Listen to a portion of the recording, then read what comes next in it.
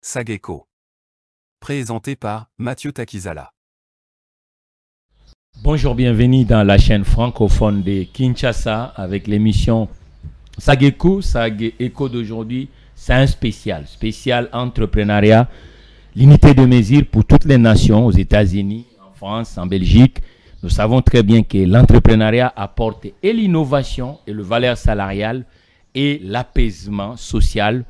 Aujourd'hui, dans le pays de Lumbumba, l'histoire de l'entrepreneuriat a commencé avec les icônes que nous savons nous tous, mais à l'ère actuelle, nous avons des vrais problèmes et heureusement, en République démocratique du Congo, il y a la chaîne des entrepreneurs et des investisseurs, InfoSag, avec l'émission SAG Eco.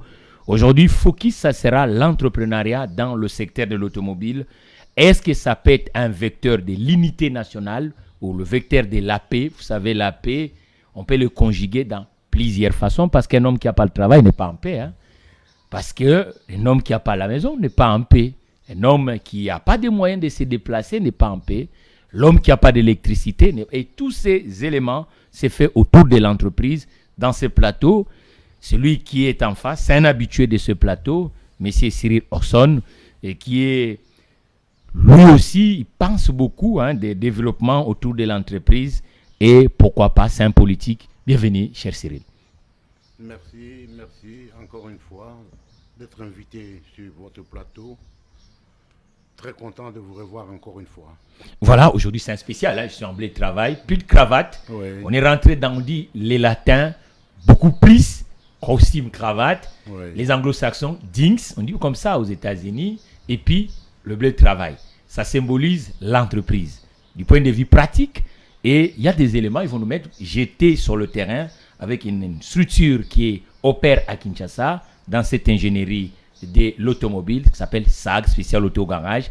On a vu que le millier de jeunes aujourd'hui, nous n'arrivons pas à les canaliser. Pour vous, comment vous définissez l'industrie de l'automobile? Est-ce qu'aujourd'hui, on peut avoir des multitudes d'entrepreneurs congolais dans ce secteur? Oui, premièrement, il faut définir qu'est-ce que l'entreprise Oui. et les entrepreneurs. Oui. Oui, l'industrie automobile a une place dans notre société comme l'entrepreneuriat. Mais il y a aussi des ramifications. Ici, si on parle de l'entrepreneuriat, il faut voir qu'apporte l'État auprès des entrepreneurs. La première des choses, le climat des affaires, cela compte aussi pour que nos citoyens puissent entreprendre. Définir l'entrepreneuriat ou l'entreprise est importante parce que dans ce secteur, nous trouvons des commerçants,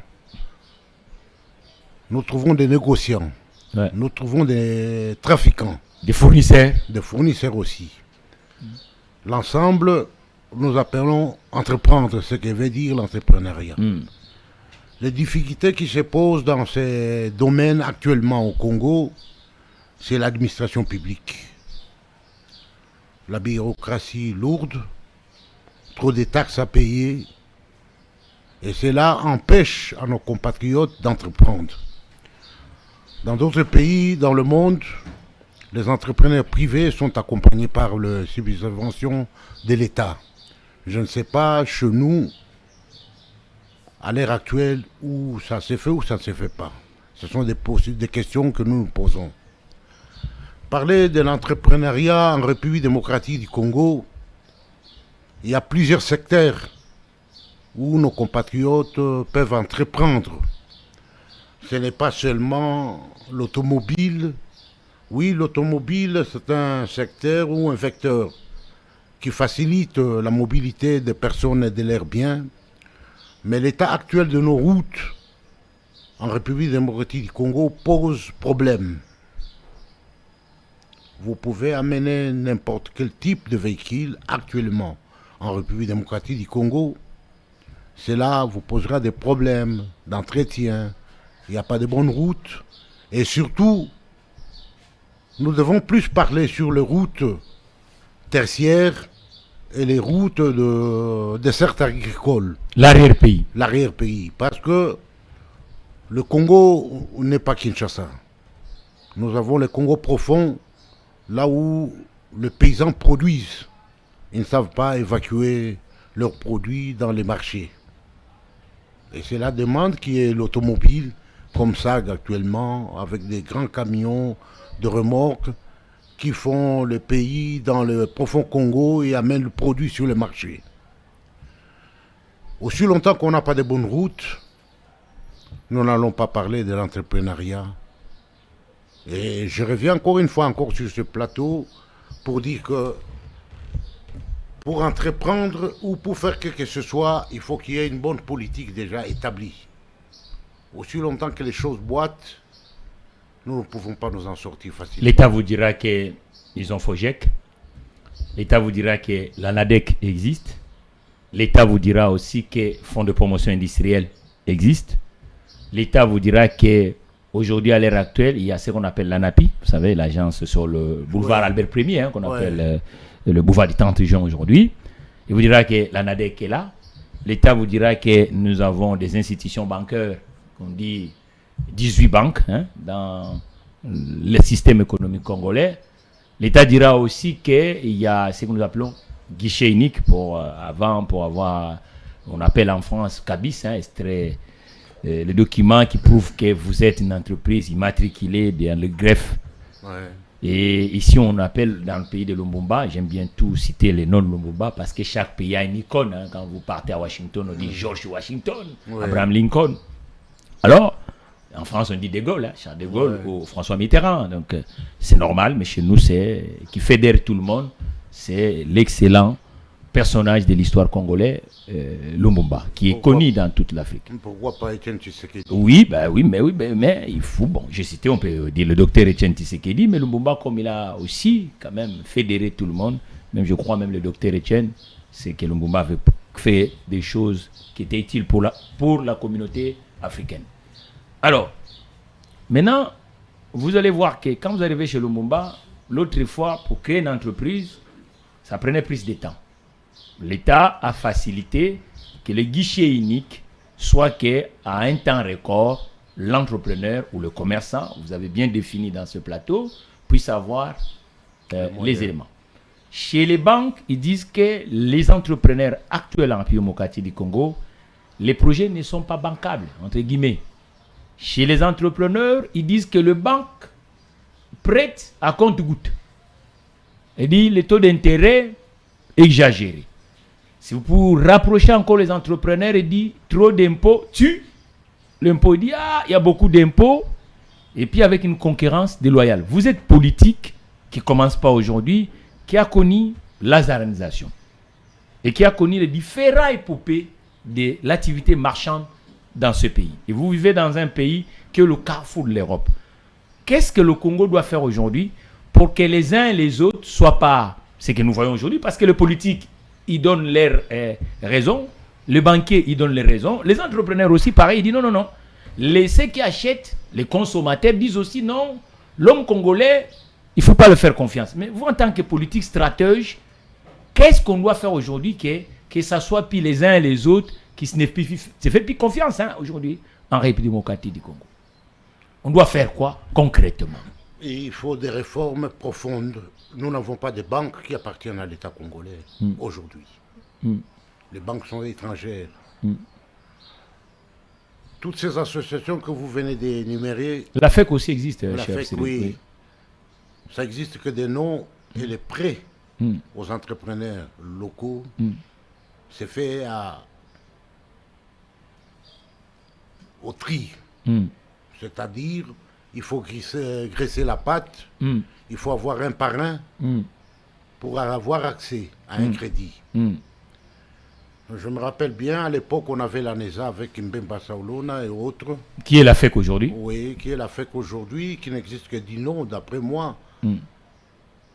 Quelle est la différence entre l'époque de... Permettez que je vous relance, oui. L'époque de Mbemba Saolona et aujourd'hui, l'actuel président de la FEC, qui s'appelle comment? Je ne le connais pas. Le nom, non? Je connais pas. Le dernier, c'était qui? Le vieux Albert, Youma, qui est aussi bruxelloise comme vous. Oui, Albert Youma. L'actuel, je ne le connais pas. L'actuel, le nom, non? Je le connais. Vous aussi, vous ne le connaissez pas? En tout cas... mais vous êtes entrepreneur. Je suis un entrepreneur. C'est pour ça que nous disons que, normalement, le nouveau président qui nous représente, nous, le monde de l'entreprise, la chaîne est ici, il doit vraiment faire un énorme travail de la communication parce que le dernier qui était Albert, tout le monde le connaît, hein, cher Albert Ruma. C'est l'occasion aussi pour vous, à partir de ces plateaux, Oui. de lancer un appel en sa direction. Oui, j'ai dit, monsieur le président, parce que je suis un entrepreneur, vous savez.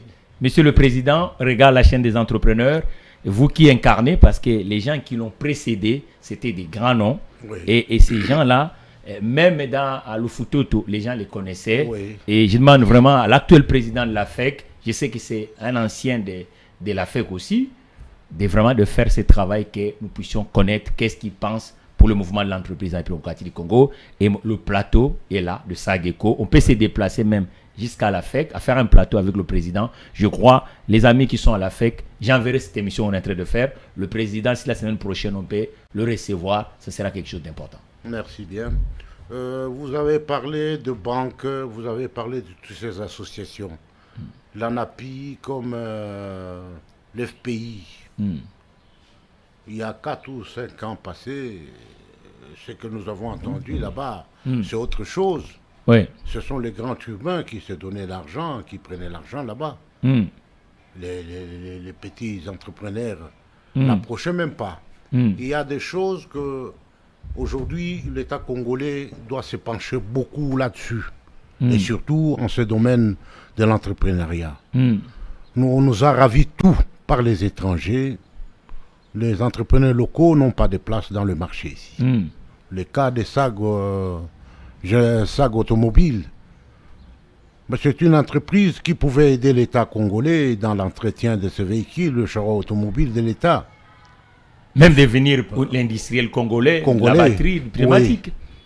Bon, sur le temps que toutes ces entreprises congolaises sont mises de côté et l'avantage est donné aux étrangers, nous ne refusons pas de cohabiter ou d'avoir des étrangers chez nous qui ont choisi la RDC comme leur pays d'accueil ou deuxième partie. Mais ils doivent respecter les autochtones, ils doivent respecter les lois de la République, parce que nous avons suivi. Récemment, il y avait l'inauguration de l'usine de Pepsi. Oui, dans la zone industrielle de Maluku. Avant cette inauguration, déjà, ces entrepreneurs ou ces hommes d'affaires étrangers combattaient la sortie de Pepsi parce qu'ils avaient leurs produits qu'ils fabriquent derrière les maisons. En complicité avec certaines autorités de la place, heureusement que aujourd'hui nous avons une branche dans le service de l'ANER qui est économique, de l'intelligence économique, oui. Qui est en train de faire un grand travail. Nous atteindrons l'objectif. En ce qui concerne ce domaine de l'entreprise, il y a à boire et à manger. Il faut, à vous, entrepreneurs, de réformer, de vous unir en collectif et faire beaucoup de bruit pour qu'on vous regarde, pour qu'on regarde dans votre direction. Vous n'allez pas rester seulement vous plaindre chaque fois à critiquer sans proposer. Oui, ça, c'est notre pays. La République démocratique du Congo, c'est notre pays. Nous avons droit des regards et voix au chapitre. Nous avons le droit de critiquer et de proposer aussi. Parler de l'entrepreneuriat, c'est une matière abondante. L'entrepreneur ne se limite pas qu'à importer des vestes en Turquie. Il y a l'agroalimentaire, l'agropastoral, qui est la base de tout. Je sais que vous êtes là-dedans parce que Ngandajika. Oui. Et vous avez un projet pour Ngandajika. Oui, Ngandajika était la zone verte. À l'époque du boom du diamant, c'est Ngandajika qui produisait tout ce qu'on déversait sur le marché dans Mbujimaï et dans les Kasaï et une partie du Katanga à l'époque Chaba. Aujourd'hui, on n'a rien. Il faut mécaniser l'agriculture. Il faut songer à avoir des coopératives. L'entrepreneur ne doit pas se limiter qu'à un seul secteur. Il vous faut, vous, entrepreneurs, ici, vous avez le double casquette de journaliste et d'entrepreneur. Vous devez faire plus d'émissions en direction de vos amis entrepreneurs, les inviter et peaufiner des stratégies pour voir le président actuel de l'association des entrepreneurs congolais. Parler de l'entrepreneur congolais, on peut entreprendre dans tous les domaines ici. Nous avons un pays qui était vendu, où rien n'existe, il faut qu'on reparte à zéro. Il faut applaudir le travail déjà effectué, le travail qui s'est fait, qui se fera. Vous avez écouté la citation du président Tshisekedi quand il arrive. Il dit il m'aurait mis à voir les millionnaires, ça veut dire des nationalités congolais. Oui. Et aujourd'hui, on en est où avec cette citation du président, son excellence, le président Tshisekedi? Je crois, à mon humble avis, il y a quelques-uns déjà qui sont opérationnels. Et cela dépend du secteur où on choisit d'investir. Dommage que aujourd'hui c'est la rouée vers les minéraux. Tout le monde veut aller creuser les minéraux. Dans le Katanga. Dans le Katanga. Dans le Kivu. On laisse l'agriculture dans le Bandundu, l'élevage, la pêche. Les grands hommes d'affaires, les grands entrepreneurs dans les grands pays du monde, aux États-Unis, en Australie et partout, sont des fermiers et des agriculteurs. Nous, chez nous, nous allons entendre parler d'un entrepreneur, il se limite à l'import, il ne produit rien. Quand nous parlons de ce secteur de l'entrepreneur, nous n'allons pas oublier à mentionner la douane qui coûte cher à ces entrepreneurs locaux. Ce sont des choses dans votre carnet de charges. Peut-être quand vous aurez l'occasion de parler avec le président du tutelle, comment les entrepreneurs congolais peuvent importer des pièces de réchange automobiles aussi longtemps que la douane coûte cher. L'autre fois, j'ai demandé est-ce que le secteur de la maintenance est représenté à l'AFEC. Je ne pense pas, parce que c'est discipline. Et logiquement, comme vous avez bien souligné, dans ces chaînes des entrepreneurs et des investisseurs d'Afrique francophone, alors notre souci est que vous, les politiques, les experts, les scientifiques, les acteurs du monde de l'économie, vous puissiez quand même, autour de ces plateaux, nous puissions se projeter et que chacun apporte dans l'édifice. C'est ce que nous demandons dans ces chaînes. Alors, vous avez bien dit, je lance l'appel aux entrepreneurs. Aujourd'hui, avec les numériques, Oui. tous les entrepreneurs francophones, vous soyez dans tous les pays francophones, nous pouvons vous recevoir même en duplex. Voilà. Même en duplex dès Kinshasa, parce que nous émettons à cette belle capitale francophone qui est Kinshasa. On peut vous recevoir même en direct. Et nous disons aussi aux officiels, parce que la question entreprise n'est pas uniquement réservée aux entrepreneurs eux-mêmes, parce qu'il faut établir les politiques sectorielles. Mais ceux qui ont la responsabilité d'établir les politiques sectorielles, cher Cyril, ce sont des officiels. Les ministres techniques, tels que l'économie, le finance, budget, industrie, agriculture, commerce extérieur, tous ces ministères techniques, portefeuille, parce qu'il faut que les grandes entreprises de portefeuille permettent l'essor des entrepreneurs à succès en République démocratique du Congo. Nous disons à son excellence, le dernier conseil des ministres qui vient de passer, Oui. et son excellence, président Tshisekedi, a parlé que zoom sur l'entrepreneuriat dans les zones où on a un peu de conflit. Il faut faciliter les entrepreneurs, il faut créer des mesures incitatives. Et nous disons aux ministres de revenir dans des plateaux, tels que le plateau de Sakeko. Il faut que les ministres s'expriment. Il faut que les gens comprennent la philosophie de cet État et qui veut quand même que nous puissions retourner dans le monde de l'entreprise. Mais quant à vous, vous êtes de l'IDPS. Est-ce que vous êtes satisfait aujourd'hui, 6 ans après l'arrivée de l'IDPS qui commence en 82 et que vous voyez que on sort de l'auberge avec la cause entrepreneuriale? Oui, nous sommes sortis du tunnel. Lutter pendant autant d'années, c'est pas de moindre que nous sommes arrivés au pouvoir. Et nous sommes arrivés au pouvoir, le pays était dans un chaos. dans l'anarchie totale. Mm. Nous sommes en train de recoller les patchs. Mm.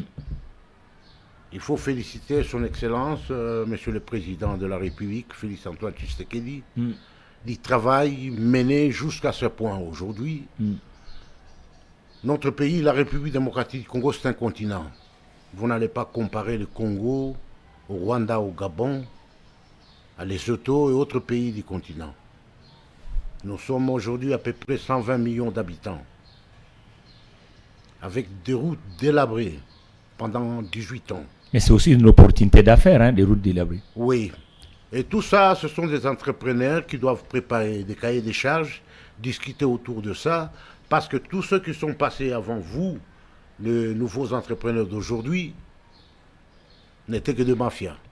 Excusez-moi les termes. Parce que le coût de la construction d'une route, on nous parle d'1 million de dollars. Il y a d'autres experts qui ont fait des enquêtes. C'est à 400 000 dollars, on fait un kilomètre. Moi, j'avais trouvé un entrepreneur espagnol qui m'avait fait confiance en disant, si vous avez un marché, on fera des routes en République démocratique du Congo, que ce soit le sol, hein, parce que ça dépend aussi du sol, le sol marquagé, tout ça, ainsi de suite, à 650 000 dollars. Mais le vrai problème en est que toutes les infrastructures qui vont venir avec, les matériaux resteront en République démocratique du Congo, ils ne vont pas rabarquer. Et j'ai cherché à contacter le ministère technique, malheureusement jusqu'à aujourd'hui, j'ai écrit et je n'ai pas trouvé. Et cette entreprise a l'expérience en Europe et ils ont demandé, à travers la marque, le groupe SAG, s'ils peuvent rentrer, parce que dans le statut de SAG, il y a aussi le travaux public, hein, la construction des routes. Vous êtes fils du pays, voilà. Vous avez droit au chapitre, vous devez vous imposer. Revenons en arrière sur la question de l'arrivée de l'UDPS à la tête du pays. Nous sommes arrivés à la tête du pays avec tout ce que vous avez connu, avec une ardoise de morts dans nos rangs. Et les morts continuent toujours à tomber. Et les vrais combattants ou membres de l'UDPS n'ont pas encore goûté les dividendes de ce pouvoir. Ils sont là, derrière l'idéologie du Sphinx délimité, Tchan Tshisekedi Mulumba, qui a eu des rapages partout au monde. Il n'y a jamais eu une société parfaite, sauf chez les créateurs de ce monde. S'il y a des critiques à faire ou des critiques à faire, nous sommes ouverts. Amenez vos critiques et des propositions à côté. On ne va pas critiquer par la haine ou par la jalousie. Tous nous sommes Congolais. Celui qui est à la tête du pays aujourd'hui, il est fils du pays, connu de tous les Congolais. Nous avons hérité un pays déchiré. Aujourd'hui, on nous fait la guerre par procuration à l'est de notre pays, suite aux richesses qui regorgent notre pays. Tout Congolais doit savoir ça. Quels sont les secteurs que le jeune, ou les Africains, ou les francophones qui vont choisir le pays de Lumumba, ils peuvent entreprendre aujourd'hui, vous estimez, en tant que connaisseur et politique, ou on peut dire l'Eldorado, dans quel secteur pour vous? Dans tout? Pour ne pas citer les minéraux. Parce que ça, c'est déjà c'est ce qui s'est fait en République du Congo. L'agriculture est là, l'immobilier, la pêche, l'immobilier, la construction de routes, la logistique, la fourniture de matériel de construction et autres biens de consommation. Nous sommes au peine à recevoir. Il y a de la place au Congo. Et comment vous allez répondre à ceux qui disent que au Congo, entreprendre, c'est pas évident? Ils disent malheureusement 1000 faits administratifs. On ne sait pas à qui il faut payer, par exemple. Oui, ça c'est vrai. C'est un constat que tout le monde a déjà fait, qui décrit tout le monde. Mais à la longue, il y a des réformes qui se font. Aujourd'hui, le ministre provincial de Kinshasa, Amissi Messo, est en réunion en ce moment pour présenter les nouveaux tarifs du transport. Le carburant a baissé. Vous, journalistes, vous n'avez pas dit un mot. Il y a les prix des denrées alimentaires qui vont baisser bientôt. Et dans les jours qui viennent, il y aura une nouvelle ère qui va s'ouvrir. Ce sont des choses que chaque fois que Est-ce que avez vous une pensez émission- que le problème de transport, c'est à nous les journalistes, ou le problème des transports, beaucoup plus, il n'y a pas beaucoup d'entreprises dans la formalité? Peut-être c'est informel qui nous fait tout le monde des Non, ce difficultés. n'est pas votre problème, vous journalistes, c'est le problème des médias. La masse média, c'est quoi? Oui. La oui. masse média se véhicule les messages. Oui, Nous rapporter ce qui est dit, ce qui est dans la société. oui. C'est ça le rôle de... Donc des médias. le carburant, oui, ça baisse des routeurs de combien? 500 francs qui est parti. Hein? Oui, 500 francs, c'est beaucoup. Mais et ceux qui nous transportent sont restés uniquement avec le prix. Et pourquoi pas on puisse avoir par exemple à Kinshasa, parce que vous êtes politique, hein, je parle avec un politique, et que nous puissions avoir par exemple le transport dans la Tchangou, hein, des entreprises qui opèrent qui est dans la Tchangou, et des entreprises qui opèrent par exemple qui est dans Mwamba, des entreprises qui opèrent dans le Conga, ainsi de suite, et que nous puissions émerger quand même des entreprises de transport de masse, au lien que ça soit, parce que 3/4, hein, 90% des véhicules qui circulent dans ces parties services de transport, 3/4 ce ne sont pas des entreprises, hein, monsieur le politique. Oui, ce ne sont pas des entreprises, ce sont des privés qui sont dans le domaine. Dans l'informel, oui. Oui, qui sont dans le domaine et de l'informel aussi.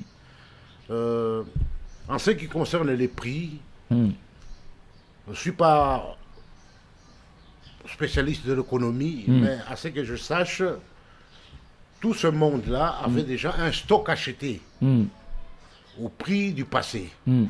On doit leur laisser le temps d'écoulement, oui. d'écouler leur stock pour qu'ils s'adaptent au nouveau tarif qui va venir. Et là, en martelant chaque fois qu'il y a des émissions, les prix qui seront affichés, vous dupliquez pour que le monde sache ce qu'il y a eu. Parce que le silence, votre silence, ou le silence des mass médias, nous frise beaucoup la colère. Pour les critiques, le plateau sont pleins, les injures et consorts. Pour des conseils et propositions, il n'y en a pas. Mais moi, je propose ici, j'ai dit quoi? Qu'est-ce qui doit se passer? Oui. L'opérateur public qu'on appelle Transco. Oui. Je pense qu'on a tenté plusieurs fois. J'ai jamais compris, monsieur le ministre du Transport, mon aîné Jean-Pierre Mbemba, oui. est-ce qu'on ne peut pas faire une possibilité que toutes les régies, toutes les entreprises, au lieu qu'ils puissent avoir l'air bis qui transporte les gens, pourquoi ils ne puissent pas être les clients chez Transco? Parce qu'on laisse Transco uniquement avec 500 francs. C'est une proposition, hein, c'est pas une critique. Ouais. Humblement, je demande au ministre, hein, le VPM du transport, pour faire de sorte qu'Onatra, au lieu d'acheter des bis pour Onatra, vaut mieux que les travailleurs d'Onatra puissent être les abonnés chez Transco. Ça peut permettre que Transco puisse gagner de l'argent. Régie des eaux pareil, SNEL pareil, et GCAMIN, ainsi de suite. Parce que qu'est-ce que nous sentons? Et les ministères et les départements, vous allez voir, ils vont acheter encore des autocars. Maintenant, Transco uniquement, il reste avec ce que nous appelons 500 francs, la course. Et c'est extrêmement difficile. Son Excellence fait aussi Transco avec les remorques sur la route de Matadi. Oui. Peut-être ça va permettre que cette entreprise puisse créer. Et Son Excellence, la partie maintenance de Transco, ça ne sert à rien. Il est transporteur de nos entreprises privées. Peut-être on aura des résultats.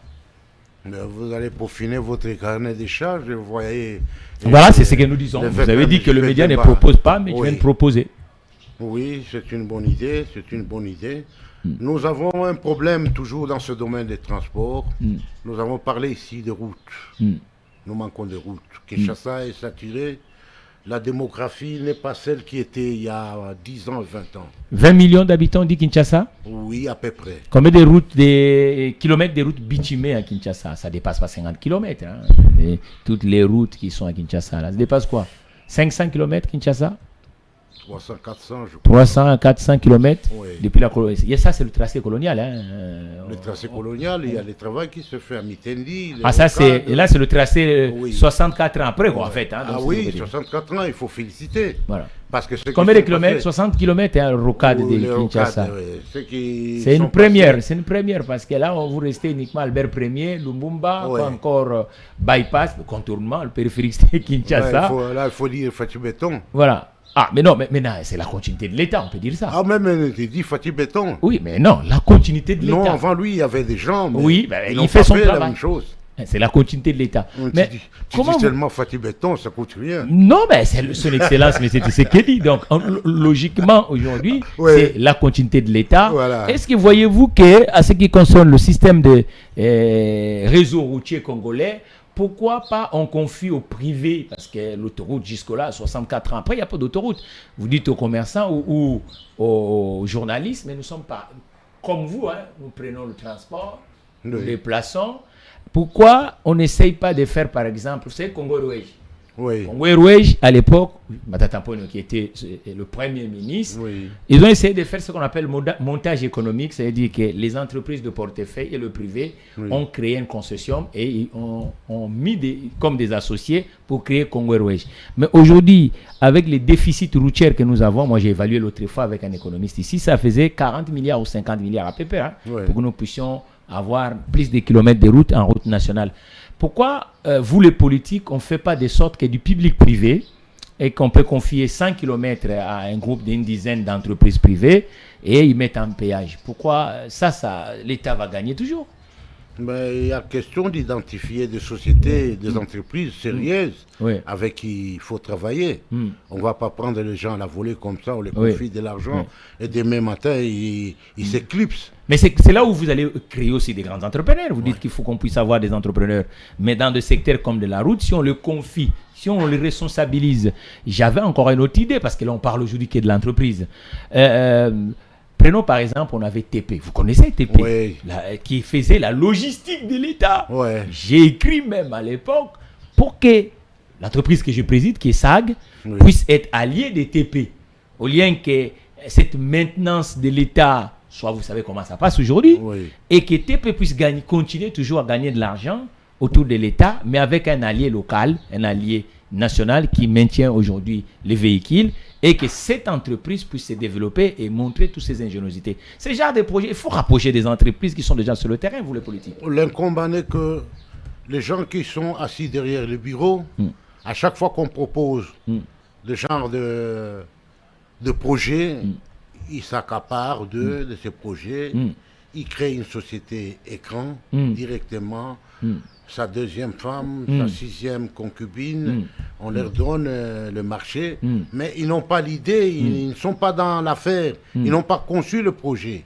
C'est ça l'incombe. Et ici, ça demande de séminaires entre les entrepreneurs, chacun s'amène avec son cahier des charges, il explique son projet à fond, si le projet est choisi, ou le projet a eu l'aval du gouvernement, on finance cette entreprise pour ne pas associer à ceux qui sont assis derrière les bureaux. Parce que s'ils sont derrière les bureaux, ils se croient plus intelligents que tout Congolais. Donc c'est le contraire. Donc, donc, je lance l'appel à tous les entrepreneurs aujourd'hui en République démocratique du Congo. Ils peuvent envoyer même via digital leur projet, même en écrivant uniquement. Moi, je vais faire des poules, tout ça, ainsi de suite. Et ce mois d'octobre, nous voulons quand même recevoir la plupart des projets qui sont dans différentes provinces de la République démocratique du Congo. On le mettra sur l'espace public. Parce que ce n'est pas normal que aujourd'hui, si vous êtes déjà entrepreneur du point de vue pratique et qu'il vous manque quelque chose, vous avez un modèle économique, écrivez à la chaîne des entrepreneurs. On va essayer de dire, voilà, à Bukavu, il y a 1000 projets, 1000 entreprises qui exercent, regardent leurs besoins. Dans le Bandundu, il y a 2000 entreprises. Dans Kinshasa, il y a 4000 entreprises. J'ai dit aux publics entrepreneurs qui vont croiser cette émission aujourd'hui de nous envoyer leurs projets et que nous allons essayer d'aller déposer ou à la vice-primature de l'économie ou chez son excellence, la première ministre. Heureusement que c'est un économiste, pourquoi pas le copie au président de la République et le président des deux chambres, le Sénat et le Parlement. Bon, comment vous allez définir ce que les entrepreneurs en République démocratique du Congo disent aujourd'hui, la concurrence déloyale, d'un côté l'informel, de l'autre côté les entreprises qui sont en situation de monopole? Oui, là aussi c'est un problème sérieux. J'ai fait la ronde en essayant de voir 20 ans après, et ce qui se passe aujourd'hui, c'est pas normal. Il faut que l'État s'impose, parce que les entreprises ou les sociétés qui ont pignon sur la rue, ils payent taxes, et autres frais. On retrouve même devant les échoppes les gens qui viennent vendre là. Qui La concurrence déloyale, oui. Voilà. Voir aujourd'hui Gombe sur le boulevard. Qu'on appelait l'autre fois Kalina. Kalina, sur le boulevard, des machines à crème qui vendent de la crème le long de la route. C'est comme l'État n'existait pas. Il n'y a plus d'inspecteur, le ministère de... Le professeur Daniel Moukoko Samba. Il n'y a plus d'inspecteur. C'est pas... Parce qu'aujourd'hui, le public entrepreneurial dit non, en tout cas, la concurrence déloyale, nous n'arrivons plus. Oui. Il faut que la concurrence soit loyale. J'appuie tout ce monde qui trimballe, qui bouche le rue, qu'on le mette dans des marchés, on cherche là où on peut les mettre. Laisser les places aux entreprises d'exercer leurs tâches. Les magasins doivent être visibles, les insignes visibles. Un autre truc dans la Constitution qui est la loi fondamentale, parce qu'il y a un débat. Ces derniers temps, hein, et ça parle de réviser ou changer la loi fondamentale. Paraît-il qu'il y a une clause ou article, on peut dire ça, que le commerce de détail doit être réservé aux titulaires du passeport du pays de Lumumba. Mais sur du point de vue pratique, les entrepreneurs disent que ce n'est pas ça qui s'est fait. Oui, ceux qui devaient être fournisseurs sont aujourd'hui détaillants. Maintenant, les détaillants vont devenir quoi? Cette loi, à ma connaissance, existe depuis longtemps. Le commerce en détail, c'est réservé aux nationaux.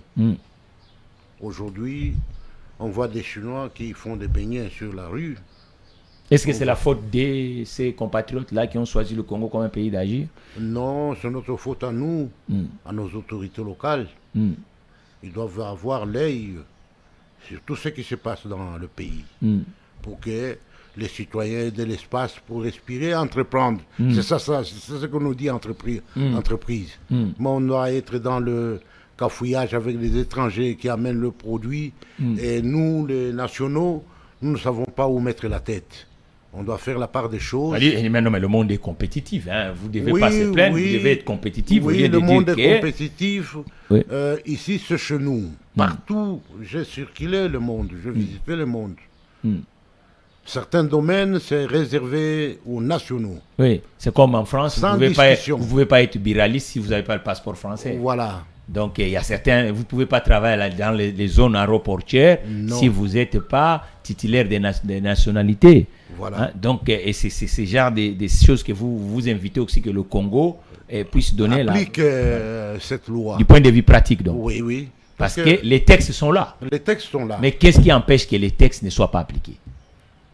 Les responsables qui sont en place aujourd'hui, il y a négligence, c'est une façon de trop piller la vision du chef de l'État. Les entrepreneurs disent aussi que le problème des fonciers dépasse les frontières en Piomokati du Congo. On dit le mètre carré est extrêmement cher. L'État n'a même pas de bureaux à faire louer aux entrepreneurs. Comment voulez-vous que l'écosystème puisse avancer?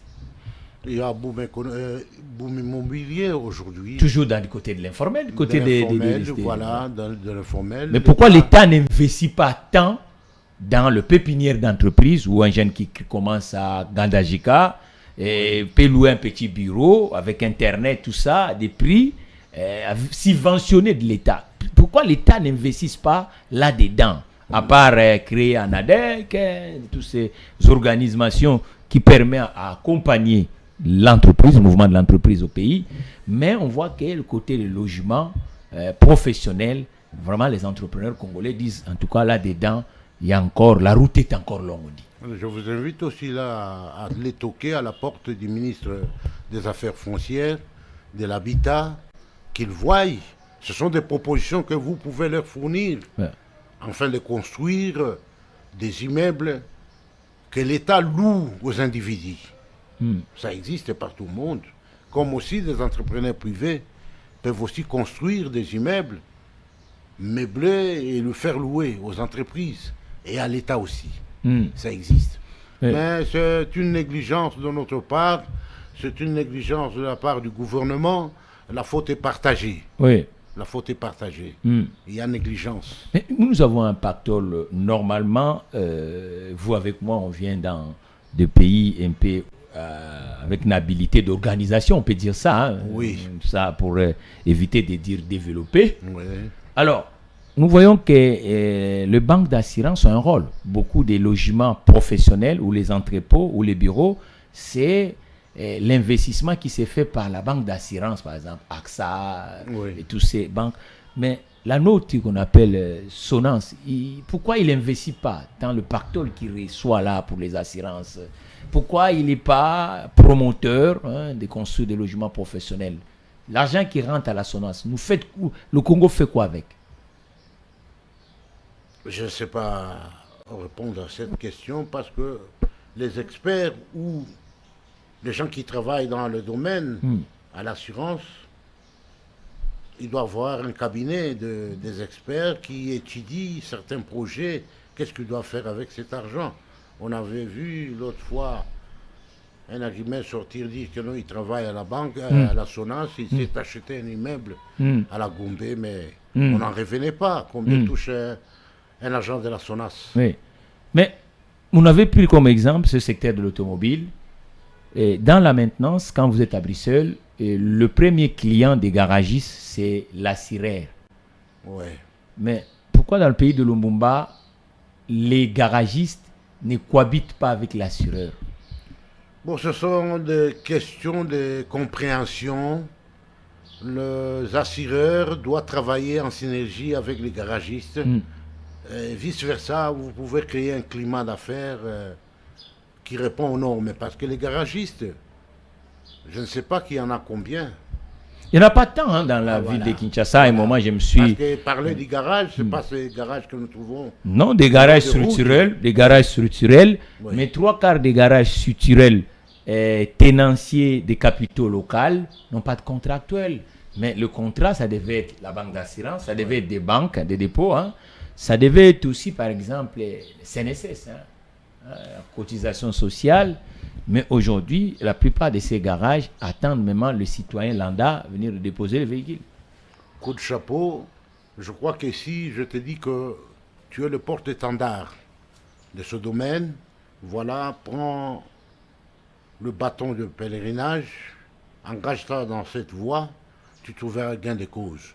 Le président de la République démocratique du Congo, Félix Antoine Tshisekedi, est pour l'émergence de notre pays. Sauf que il y a des gens qui jettent des pots de bananes sur la route, il y a des gens qui ne travaillent que pour un échec. L'échec n'est pas du président de la République, c'est l'échec de tous les Congolais. Aujourd'hui, si nous avons une guerre à la porte, ce n'est pas lui qui va mourir, le président de la République, son Excellence, mais ce sont des Congolais, nos compatriotes, qui vont subir. Je profite de l'occasion, je venais en route, on discutait avec quelqu'un sur la révision de la Constitution. Il m'a parlé que nous, voilà, on veut réviser la Constitution, nous avons faim. Vous avez faim, c'est aujourd'hui que vous avez faim. Un monsieur de mon âge. Il m'a dit qu'il a faim aujourd'hui, c'est-à-dire dans le passé, il mangeait chaque fois, midi, soir, je ne sais pas quoi. Ce n'est pas le président de la République qui va venir vous donner à manger chez vous, à la maison. Il y a le Premier ministre qui dirige la politique du gouvernement. Le pays était en crise. Nous avons hérité d'une constitution rédigée par les belligérants, dont les articles ont été verrouillés. Ils se sont donnés d'accaparer de tout ce qui est comme immunité dans cette constitution-là. Nulle part au monde, ça n'existait pas. Que voilà, un ancien président ne peut pas être poursuivi. Un ancien ministre, après l'exercice de ses fonctions, ne doit pas être poursuivi. C'est pourquoi ils ont mis ce pays en chaos.